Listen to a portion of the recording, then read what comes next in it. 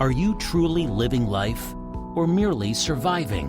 Whether you want more time, more love, more money, or whether you want it all, we want to help you get there.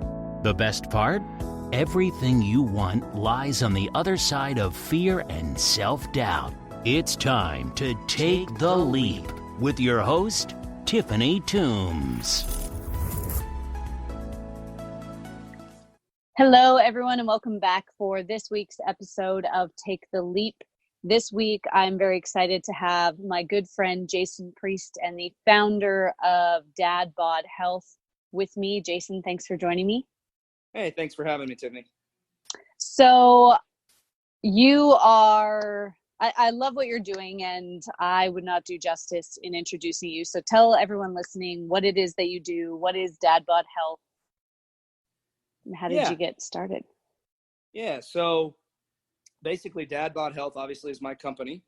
And what I do is I help busy dads and busy professionals essentially level up with their health, but I tend to simplify their life when it comes to fitness and nutrition. So we live in a world of immediate gratification, and there's lots of, fad diets and things out there that just aren't sustainable. And so essentially what I do is coach to sustainability and give my clients a new vision when it comes to fitness and nutrition so that they can embrace those challenges versus dreading the process.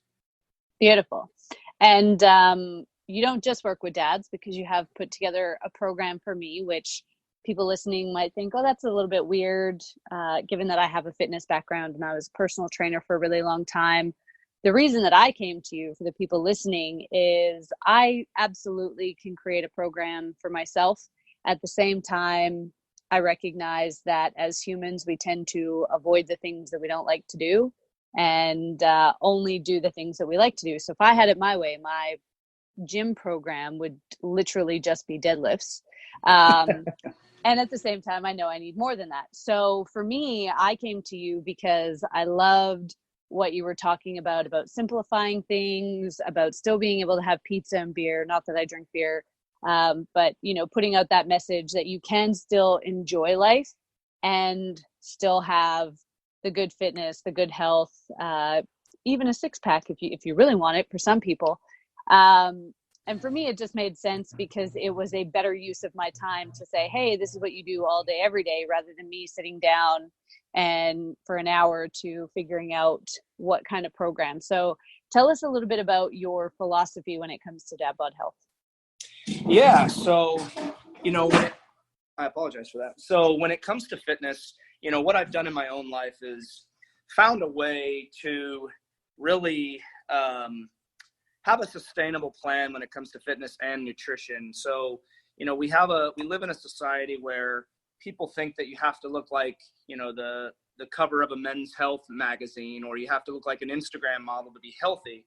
And that's simply not true. And so my vision for, my clients and everybody that I can reach is essentially to show them that there is an easier, we won't call it easy because nothing in life worth doing is easy, but a simpler process when it comes to fitness and nutrition. And so, the way that I approach it is I have my clients in and out of the gym in under an hour. Generally, that's 4 days a week. And then I don't just hand them a meal plan and say, hey, you need to follow this to a T. I give them a meal plan for options, but I work with them closely to figure out what's going to be the best solution for their life. So essentially, there's no cookie cutter solution when it comes to health. And in order to find what's going to work best for you, you've got to be willing to make some sacrifices. But once you do, and you figure out that there is sustainable solutions, it just gives you a different vision when it comes to health. Because let's face it, nobody wants to go to the gym and spend 3 hours in the gym. Nobody wants to have to eat, chicken, brown rice, and broccoli every single meal. And so when you get away from some of those kind of standard processes, it opens their mind to a little bit different approach. And so for me, with the beer and the pizza that you mentioned, and burgers, these are things that I do in my own life because I follow a very structured plan. And this doesn't mean that you have to be super obsessive during the week. This just means that you need to limit the cheat meals to cheat meals. A cheat meal is a cheat meal, and nobody should have to feel guilty about eating a cheat meal. You know, food is one of the many joys of life. And in order to be able to experience some of those things without sabotaging your health, you've got to make some sacrifices. And so when you open up your mind and you see it a little bit differently than that, then, you know, the sky is the limit for most people. Beautiful. So what made you decide to take this leap into running Dad Bod Health? Yeah, so for me, it was all about fulfillment, you know, unfulfillment. I was completely unfulfilled working in corporate America. And so, you know, I started my career as a registered nurse. I worked in an ICU for about 6 years. I was a director of nursing at a nursing home for a while. And then I worked for a corporate wellness company, and essentially it all came down to fulfillment for me. I knew that I was capable of giving back more to the world. I know that, you know, I have more to give. And so, you know, it was never a financially motivated decision for me. It was always about fulfillment. Beautiful. Awesome. And for a lot of people, I want to actually touch on your success, because I've watched this journey happen. I met you right at the very beginning of the journey when you were really getting serious about Dad Bod Health and really just needing to get out of corporate America. So knowing that this interview is going to go live in August, how long has it been for you since you took the leap? 6 months. So I'm just now 6 months in. And, you know, for some of your listeners who may or may not know me, I mean, to this point, you know, I've just followed a system and showed up every single day. And so, you know, even on days when I don't, you know, have the it factor, I'll call it, and I don't want to show up, you know, I learned something in a mastermind last October that, you know, my crappy video will outperform your no video every single time. And so when I heard that, it really resonated with me. And so, you know, content creation is something that's huge for any industry, but especially in mine, in order to relate with people. And so, you know, in 6 months, I've been published in Men's Health. I was voted the number 7 dad's fitness blog out of the top 15. And, you know, I've also had several articles published, and really it's just about showing up every single day and going all in even when you're running on fumes. Awesome. And what would you say has been your biggest lesson? So when this interview airs, you'll be at about the 10-month mark, but in your journey so far, what's been your biggest lesson? My biggest lesson, to be quite honest with you, was that in order to take my company where I wanted, and you know, to be honest, I'm just getting started. And so, you know, we're talking 6 months, 10 months, and I have more of a 6-year and 10-year vision. And, you know, my biggest lesson learned was that I was going to have to make sacrifices in my own life. And a lot of that revolves around, you know, spending less time with friends, you know, getting rid of some dead weight, spending less time watching TV. I don't watch any TV. In fact, I watched Tiger Woods win the Masters yesterday, and that's literally the first several hour segment that I've spent watching TV since I started my journey. And so it's been quite the ride. I was an avid sports fan and still am, but I've essentially put my sports life on hold so that I can put in the time on the weekends when I can get the most work done. Awesome. And what has been your biggest win in your journey so far? Of course, getting featured in Men's Health was fun and it was exciting. But at the end of the day, my biggest wins are seeing my clients level up and knowing that, you know, I always knew that I could do what I'm going to do, you know, or what I'm doing right now. I always knew that I could do health coaching, and I always knew that, you know, I could market myself well, but I was never good at sales. I've never done sales in my entire life. And I would say my biggest win is seeing people be able to trust me with their own health. That's what fuels my fire. And in order, you know, obviously we want to close deals every single day, and that's just not reality for most people. But for me, it's not so much closing. I mean, obviously, you know, I need to make money for my business, but getting people to trust me with their health It's something that I take a lot of pride in. And so I would say that's it. Like seeing that transition from zero sales experience at all to being able to have that trust from people, that know, like, and trust syndrome that has to occur for people to buy from you. And so for me, I'm just not a salesy guy, and being able to convey that message in a way that people trust me enough to help them with their health. That's definitely my biggest win for sure. Awesome. And how do you celebrate your clients' wins? When they text you about being down however many pounds or about being able to do something they never thought they'd be able to do, how do you celebrate that? A lot of that is internal for me. Of course, I have the celebration with them and just more of the verbal congratulations. And then, a lot of my high level clients get weekly calls. And so we're on the phone quite frequently.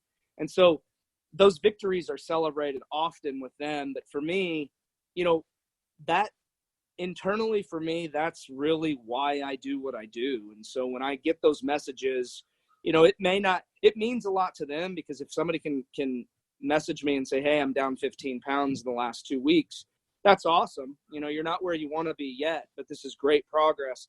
But for me, knowing that I gave them the tools to do that and getting them to believe in themselves, that's what makes me go, man. That's what churns my fire. So awesome. So being that you are a health coach and most people typically celebrate wins with the pizza and the beer or the cheat meal or some form of food, do you give your clients some coaching around, now that you're taking the leap in your health, here's some ways to celebrate without derailing yourself?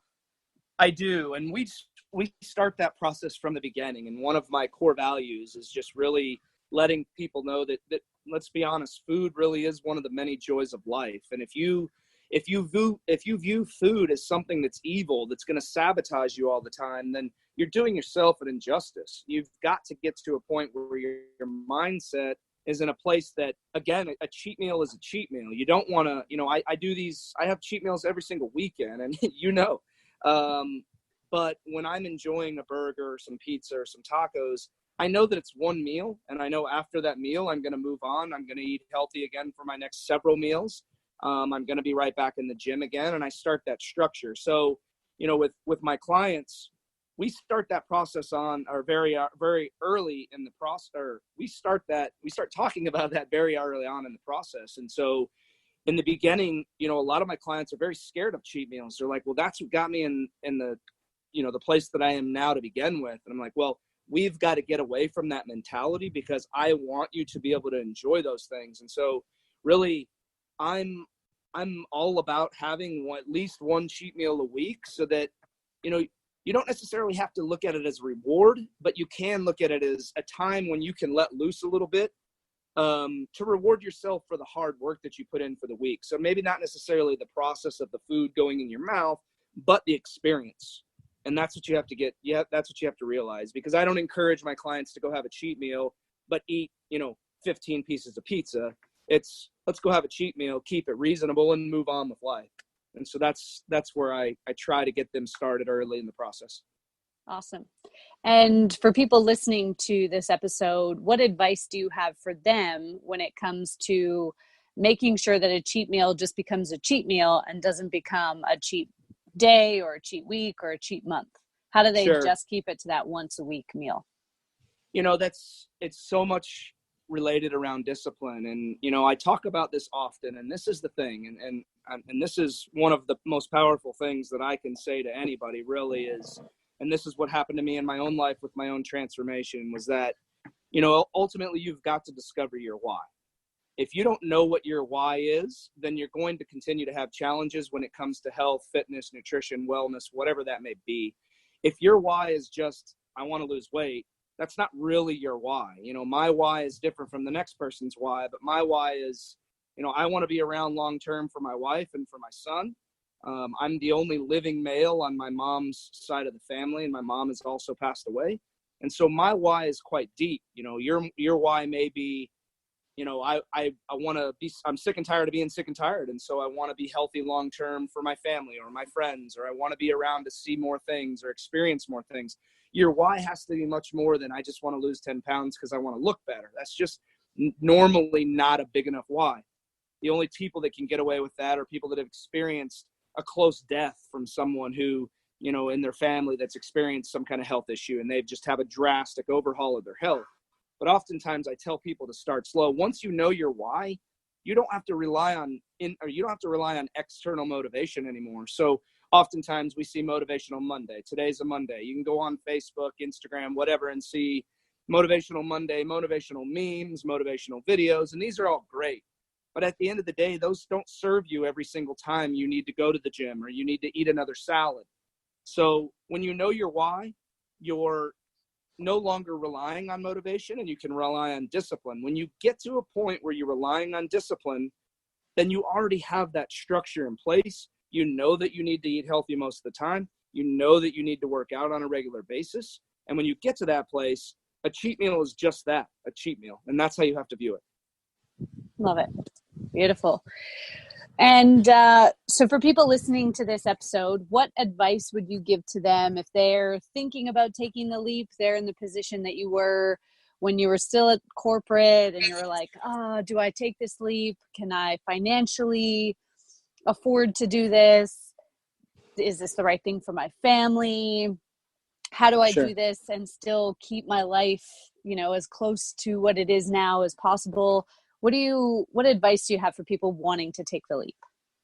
So the biggest thing that I can tell you is that if you don't take the leap and you look back with nothing but regret, you're going to be in a world of hurt. And that's the position that I did not want to be in. I've known for a while that I wanted to start my own business, but I never really knew what avenue I wanted to take in order to do so. And when, after I compiled all of my experience with nursing and health coaching and personal training, my path just made too much sense. But if you're sitting there having, second guessing yourself and you're concerned about the financial aspect, the worst that's going to happen, there's nothing that can happen that's going to be bad enough that would outweigh the regret that you have by not taking that leap. And so what I did was I just went all in. I'm not going to, I'll be fully transparent with you. There were times where, I doubted the financial aspect, and I still have, concerns. We all do. There's nobody that's walking the face of the earth that doesn't have some kind of issue with money at some point in their life. Jeff Bezos was broke as hell at one point. So, there's